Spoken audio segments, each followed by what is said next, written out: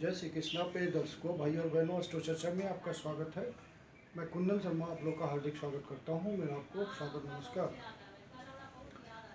आज के वीडियो में हम तुला लग्न के जातकों का मार्च महीना कैसा गुजरेगा उस पर एक संक्षिप्त चर्चा करेंगे। आप कैसे पता करेंगे कि आप तुला लग्न के हैं? तो अपना date of birth, time of birth, place of birth आप किसी अच्छे सॉफ्टवेयर में डालिए। यदि आपके हॉरोस्कोप में जो कुंडली बनती है उसमें प्रथम भाव में 7 नंबर लिखा हो, मतलब लिब्रा जोडियक अपीयर हो रहा हो, तुला लग्न ये इंडिकेट कर रहा है। यदि 7 नंबर प्रथम भाव में आपको दिख रहा है तो आप तुला लग्न के हैं। मान लीजिए जिसके पास अपना बर्थ डिटेल्स नहीं है तो वो अपनी नाम राशि से देख लें, रिजल्ट मोर और लेस सेम होता है। ये सारे फलादेश लग्न पर आधारित है। तो तुला लग्न के जातकों का मार्च महीना कैसा गुजरेगा उस पर हम परिचर्चा कर रहे हैं। 1 मार्च को ग्रहों की जो स्थिति होगी गोचर में वो सारा मेंशन किया हुआ है। यहाँ कौन सी राशि में है, कितने डिग्री का है और कौन से नक्षत्र में गोचर कर रहा है, कब वो राशि परिवर्तन करेगा। तो ग्रह जब राशि परिवर्तन करता है तो बहुत पावरफुली रिजल्ट देता है। ये ज्योतिष का स्थापित सिद्धांत है। सबसे ज़्यादा मार्च महीने में जो ध्यान रखना है वो अंगारक योग का ध्यान रखना है कि तुला लग्न की कुंडली में कौन से भाव में ये बन रहा है। तो अंगारक योग जो कि राहु और मंगल के साथ बैठने से बन रहा है वृष राशि में। यहाँ पे वृष राशि 8वां भाव है और 8वें भाव में ये निगेटिव योग बन रहा है। तो सबसे बड़ी तुला लग्न के जातकों को ध्यान रखने की क्या जरूरत होगी? ये आपका सबसे पहला वृष राशि एक पृथ्वी तत्व है और मंगल वहाँ बैठा हुआ है, अष्टम भाव में बैठा हुआ है।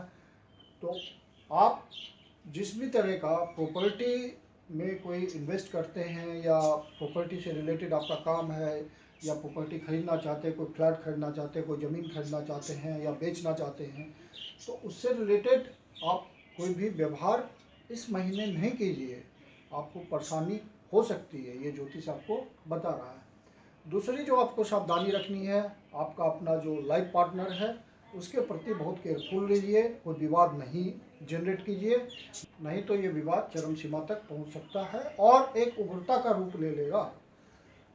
यदि आप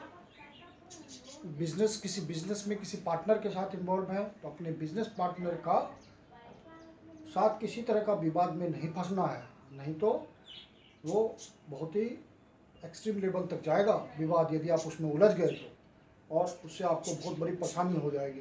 तो ये तो मेन बातें तुला लग्न के जातकों को विशेष रूप से ध्यान रखना है। ये वार्निंग होती है एक तरह से, क्योंकि अंगारक योग यहाँ बहुत ही गलत रिजल्ट तुला लग्न के जातकों के लिए दे रहा है। लेकिन एक पॉजिटिव बात भी हो सकती है कि क्योंकि 8वां भाव ससुराल पक्ष होता है और मंगल अपने घर से दूसरे भाव में है, मतलब पत्नी पक्ष या पति पक्ष से दूसरे भाव में है, तो ससुराल पक्ष से चाहे वो पुरुष जातक हो या स्त्री जातक हो तो ससुराल पक्ष से कुछ लाभ मिल सकता है, वो सब्सटेंशियल लाभ मिल सकता है अचानक से। तो मार्च महीने में ये जो सबसे महत्वपूर्ण स्थिति बन रही है वो ये है। उसके बाद हम फाइनेंस की बात करते हैं तो फाइनेंस कुल मिला के मिक्स्ड रिजल्ट दे रहा है। लास्ट में जो आपका मैं डेट्स बताऊंगा उस डेट्स पे धन आने के योग बन रहे हैं।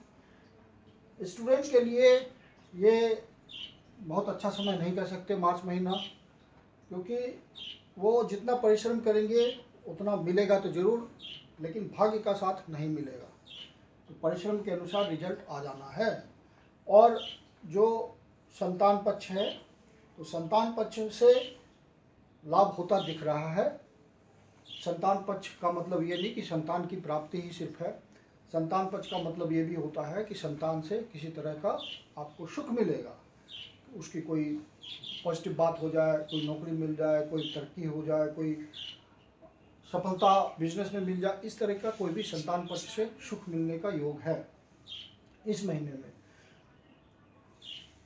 जो आपकी विवाह वगैरह की बात तो अभी इस महीने नहीं चलाइए, वो ज़्यादा अच्छा रहेगा आपके लिए, क्योंकि इस समय ये सब बातें ठीक नहीं होंगी। हाँ, कोई जैसे किसी को प्रपोज करना चाहता है, लव के लिए प्रपोज करना चाहता है, तो ये महीने वो कर सकता है। इस महीने में उसको निगेटिव रिजल्ट नहीं आएगा। जो व्यक्ति किसी तरह के रोजगार में लगे हुए हैं, किसी तरह के बिजनेस में लगे हुए हैं, अपने काम धंधे में लगे हुए हैं, उनके लिए इस महीने कुछ न कुछ सब्सटेंशियल ग्रोथ दिखेगा, निश्चित रूप से दिखेगा। 23, 24, 25 मार्च को कर्म क्षेत्र में कुछ अपॉर्चुनिटी तुला लग्न के जातकों को निश्चित रूप से मिलती हुई दिख रही है। वो इन डेट्स का ध्यान रखें तो कोई अपॉर्चुनिटी ग्रास्प कर सकते हैं।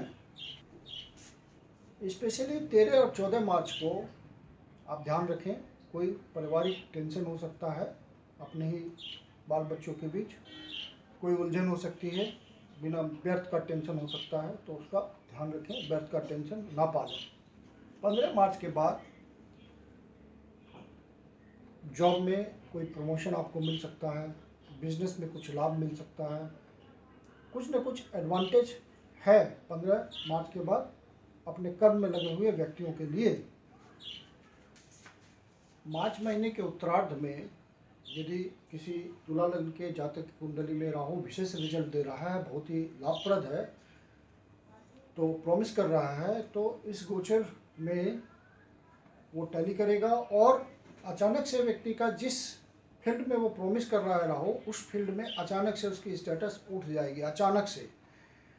लेकिन नॉर्मल यदि कोई प्रॉमिस नहीं कर रहा है, कुछ नहीं कर रहा है, तो ये टेंशन का समय है। इस समय बहुत ध्यान रखने की जरूरत है। 15 मार्च के बाद किसी भी तरह का वाद विवाद हो सकता है, व्यर्थ का, फिजूल का, स्वास्थ्य में भी गिरावट हो सकती है, तो व्यर्थ के विवाद से बचें, स्वास्थ्य का ध्यान रखें। तो यहाँ पे स्वास्थ्य का मतलब होता है जिनका किसी तरह का रोग चल रहा है, जो बीमारी से पीड़ित हैं, उनके लिए ये होता है स्वास्थ्य संबंधी बातें। या वृद्ध व्यक्ति हैं, वयोवृद्ध हैं, सीनियर सिटीजन हैं, तो उनके लिए ध्यान रखने की ज़रूरत है। तुला लग्न के जातकों के लिए स्पेशली 26 और 27 मार्च का दिन कोई धन आने का किसी तरह का, चाहे वो प्रचुर मात्रा में हो या हल्का ही हो, तो धन आने का योग ज्योतिष के माध्यम से इंडिकेट हो रहा है। तो इस बात का भी ध्यान रखें। कहीं संभावना बन रही है तो उसको एक्सप्लोर कर लें, तो उस डेट पे आपको फेवरेबल रिजल्ट मिल जाएगा। तो कुल मिला के तुला लग्न के जातकों के लिए मार्च का महीना कहीं स्ट्रेस भी है, तो कहीं प्लेजर भी है, खुशी भी है, कहीं आपको दबाव भी है, तो दोनों बातों का ध्यान रखना है। और मार्च का महीना कुल मिला करके बढ़िया गुजर जाएगा। तो यदि आपको वीडियो अच्छा लगा तो लाइक कीजिए, सब्सक्राइब कीजिए, शेयर कीजिए। यदि आपके जीवन की कोई समस्या जिसका समाधान आप मेरे से चाहते हो, तो मैं पेड कंसल्टेशन देता हूँ, आप मुझे संपर्क कर सकते हैं। नीचे दिए गए डिस्क्रिप्शन बॉक्स में मेरा डिटेल्स है, आप मुझे कॉन्टैक्ट करें। धन्यवाद।